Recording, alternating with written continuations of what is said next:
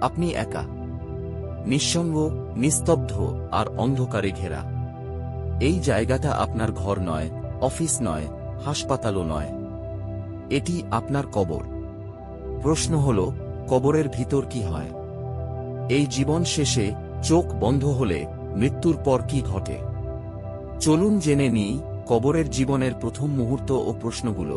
মৃত্যু আমাদের কাছে শেষ, কিন্তু আসলে এটি শুরুর একটি নাম। যখন কোনো মানুষ মারা যায়, তার রূহ তার দেহ থেকে বেরিয়ে যায়। হাদিসে আছে, যদি সে সৎ বান্দা হয়, তার রূহ জান্নাতের সুগন্ধি ও নূরে ভরে ওঠে। আর যদি সে অসৎ বান্দা হয়, তার রূহ অন্ধকার, গন্ধময় আর কষ্টদায়ক অবস্থায় ওঠে। এরপর সে নিয়ে যাওয়া হয় কবরের দিকে। মানুষ যখন কবরস্থ হয়, তখন আসে দুইজন ফেরেশতা, মুনকির ও নকির। তারা জিজ্ঞেস করে, মান রাব্বুক, কে তোমার রব? মা দিনুক, তোমার ধর্ম কি? মান হায়ার রাজুল, এ ব্যক্তিকে যাকে তোমরা অনুসরণ করতে। যারা দুনিয়াতে ঈমানদার ছিলেন, তারা সহজেই উত্তর দেন, আমার রব আল্লাহ, আমার দ্বীন ইসলাম এবং আমার নবী মুহাম্মদ শাহ। তখন কবর হয়ে যায় জান্নাতের বাগান। কিন্তু যারা অবিশ্বাসী বা গাফেল ছিলেন, তারা বলবে, আহ, আমি জানি না।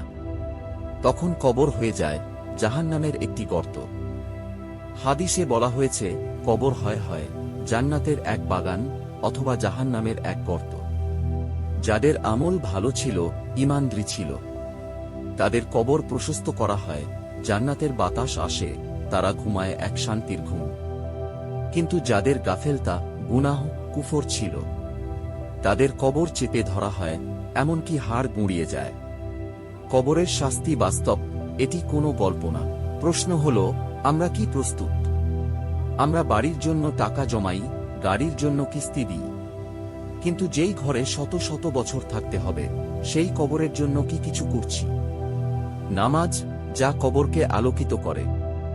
সচ্চরিত্র, যা ফেরেশতাদের সাক্ষ্য দেয়। সদকাহ ও ভালো কাজ, যা কবরের সঙ্গী হয়। হাদিসে আছে, মানুষ মারা গেলে তার সব আমল বন্ধ হয়ে যায়, তিনটি ছাড়া: সদকায়ে জারিয়া, উপকারী জ্ঞান এবং নেক সন্তান যারা তার জন্য দোয়া করে।